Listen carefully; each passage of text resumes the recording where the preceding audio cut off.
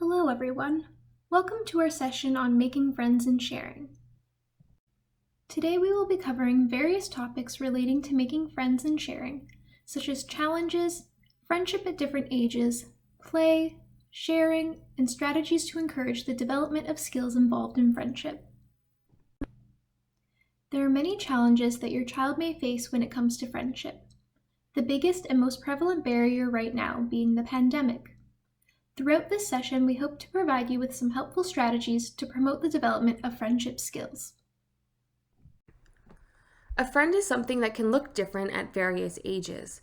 High school friends and preschool friends may not look the same, but in both cases, the relationship is meaningful, just in different ways. Children at various ages are at different stages developmentally, and therefore think differently about friendship. Around 1 to 2 years old, children tend to play with other children around them.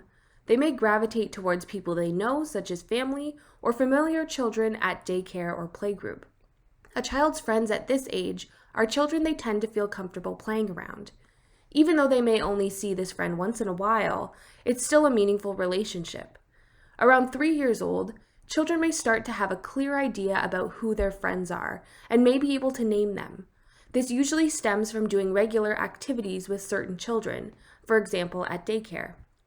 At this age, a child might be looking to engage with a specific friend and may request to play with them outside of a familiar environment, such as having a play date. By 4 years old, most children can tell the difference between their friend and other children they know. They make it clear that they like to play with their friend and may gravitate towards that child over other children. Play is a primary source of expression and interaction for children. It's a crucial part of a child's development and can also promote the development of skills that are important for friendship, such as communication, problem solving, sharing, cooperation, and expressing emotions. There are many different types of play, and some are more prominent at certain ages. Unoccupied play usually occurs around birth to 3 months old and involves the random movements that infants make with no clear purpose of play.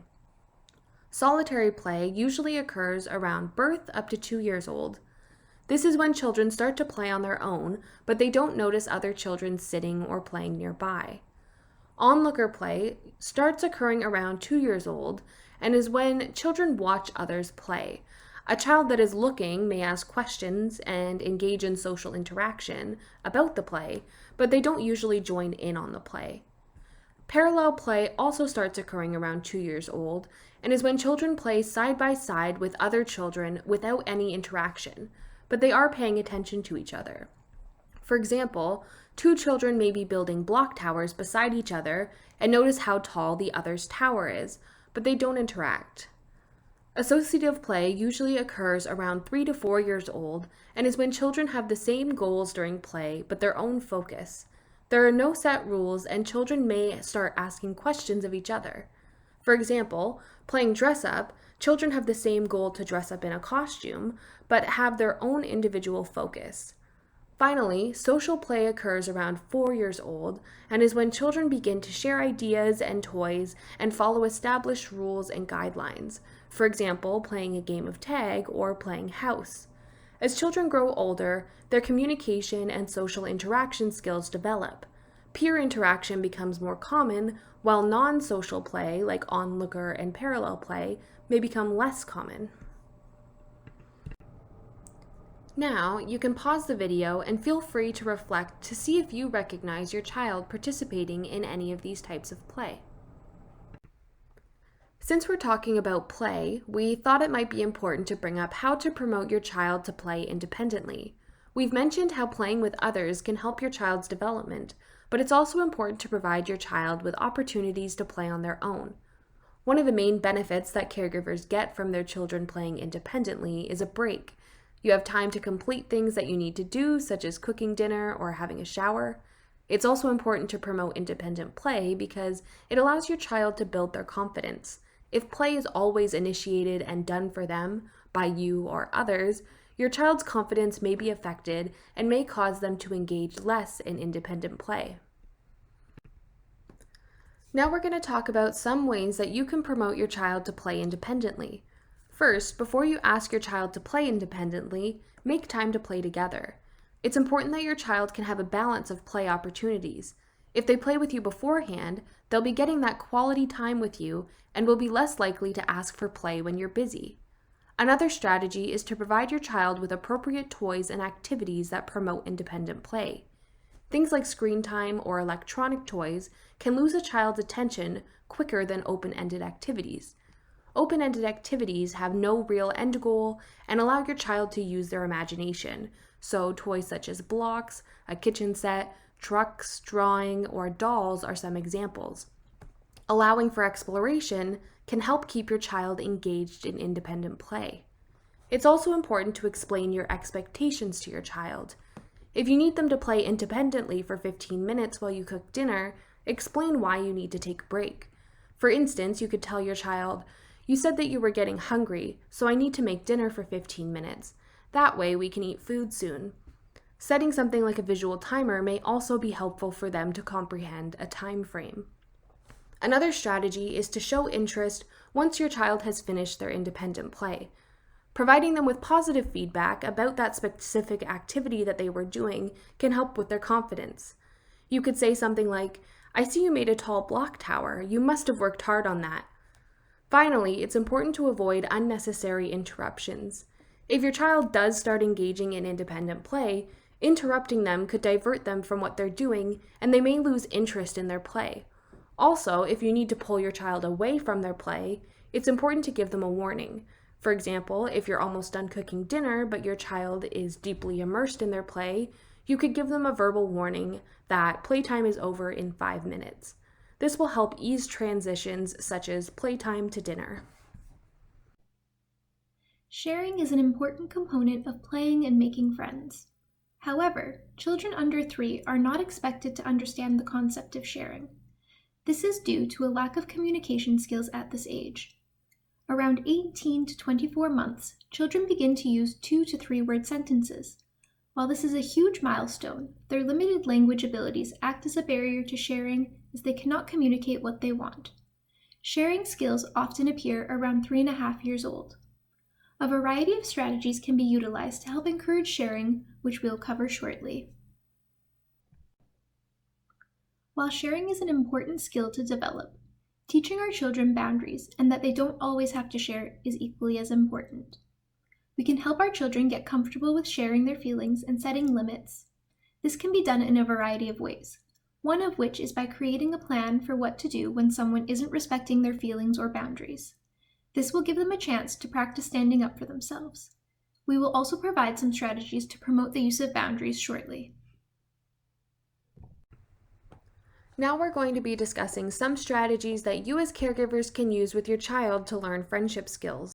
And when we say friendship skills, we just mean certain ways of interacting with others that can help them to make friends. Before we get into the strategies, we would just like you to reflect on different learning and teaching styles. Think of something that may be challenging but was easy for you to learn. Then I want you to reflect on how you were taught to do it. Feel free to pause the video now. Something that comes to mind for me is riding a bike. This can often be something that's challenging. If someone tells you to ride it, that's not very helpful and doesn't really teach you anything. You may be more nervous to ride the bike because you haven't been exposed to it. If you're learning to ride a bike, it's much easier to do after watching demonstrations, good communication from the person teaching you, being provided encouragement, and having opportunities to practice. The same thing goes for exposing your child to social skills. Throughout the strategies that we're going to mention, we just encourage you to keep in mind that one of the best ways to learn friendly behaviors and social skills is from exposure that you provide to your child. Modeling is a form of learning that involves watching others. You as caregivers can model different social skills to your child with the end goal that they will imitate that learned behavior on their own. Children are often impressionable, so modeling certain behaviors in front of them can help them to develop friendship skills. Sharing is something that's a difficult concept for young children to grasp. It's important to remember that sharing behavior takes time to develop and it shouldn't be forced on children, but it is a skill that's beneficial to have when making friends. Some ways that you can model sharing behavior to your child is using certain phrases and actions when playing with them. For instance, you could say, let's share my blocks, some for you and some for me. You could also use your child's favorite toys to model this behavior. For example, if your child likes dolls, your doll can engage in a conversation with their doll using similar phrases to model sharing. You can also use phrases that model asking your child to share. You could say, I notice that you're using the red truck right now. I think I might like to have a turn. When you're done with it, let me know when I can have a turn. It's also important to model praise and how it makes you feel when you can share. You could say something like, thank you, that makes me really happy when we can share. Modeling different behaviors when playing and interacting with your child can allow them to learn how to share their toys and ask if toys can be shared with them. Even if your child does not developmentally understand the concept of sharing yet, it doesn't hurt to start modeling this behavior early. The more they're exposed to it, the more likely they are to pick up this behavior themselves. A prompt is a type of assistance provided before or as a child attempts to use a skill in order to help develop that skill. There are various types of prompts that can be used. Auditory prompts would be something such as saying, my turn, your turn. Visual prompts, such as posters or drawings, can be used to depict sharing. This is something that you can either print out or make together with your child. There are also physical prompts. So a physical prompt could be something such as a talking stick, and whoever is holding the stick gets to talk while the other person listens.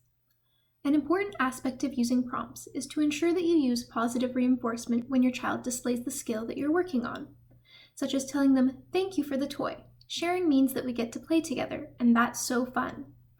You also want to ensure that you are consistent with the prompts that you are using, such that your child can associate that prompt with what they are expected to do.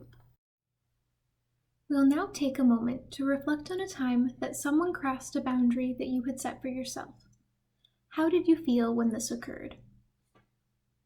Discussing boundaries with our children at an early age is important as it can set the stage for the development of self-advocacy, self-awareness, and self-respect. Moreover, by learning about boundaries, not only will they be able to set them for themselves, but they will also learn to respect other people's boundaries. There are many approaches that can be taken to teach our children to set boundaries. We will now go over a few. One of the ways this can be done is through role-playing scenarios where they may have to stand up for themselves. You can create these scenarios amongst yourselves, or you can utilize their favorite toys to demonstrate this. Some prompts to facilitate your conversation could include, what are some ways you could tell your friend that you don't like it when they blank? You can also teach them about boundary setting phrases such as, please stop, I don't like that because blank. If you keep doing blank, I'm going to walk away and stop playing with you, and it's my turn now. Another great way to promote the development of boundaries is by pointing out examples in TV shows, movies, and books where characters set boundaries and stand up for themselves. Again, you could prompt the conversation regarding boundaries by asking how they think a certain character might feel in the scenario. Lastly, when teaching our children about boundaries, it's important to remember to respect the boundaries they set for themselves. For example, if your child doesn't want to hug a relative when greeting them, it's important to respect their wishes. If we don't support the boundaries that our children set for themselves and force them to do things that they're uncomfortable with, we may be sending the message that their feelings don't matter. This in turn may affect their relationships and interactions with others in the future. It's important to remember that just because your child is playing on their own doesn't mean they aren't enjoying themselves. As long as they're doing activities that make them happy and they enjoy, then it's okay. As caregivers, sometimes you may have an expectation that your child has to have lots of friends, but sometimes children may feel more comfortable with only a couple of close friends instead. If your child plays alone, but does show interest in wanting to play with others, you can use some strategies to encourage engagement. For example, your child may be watching a group of children and expressing an interest in playing, but they may be shy and not know how to. If the children are playing restaurant, you could tell the child, I wonder what they're doing with those dishes. Do you think they may be setting up a restaurant? Do you think they need a cook? With prompts that question what the other children are doing, it allows your child to find a reason to go over and ask or start playing with them. This past year has been challenging in many ways. especially when it comes to staying connected with our family and friends outside of our household. This can be particularly challenging for young children. Here are a few strategies that you can use to help stay connected with your child's friends and grandparents. Some ideas to stay connected virtually include show and tell, arts and crafts in parallel, and games such as Simon Says and Freeze Dance. As the weather warms up and restrictions begin to lift, you may choose to connect with others from a distance outdoors. Some activities that you can do from a safe distance with someone include an obstacle course, kicking a soccer ball, and games such as I Spy. Lastly, a really fun way to stay connected is writing letters, postcards, or making art with your children to send to friends or family members.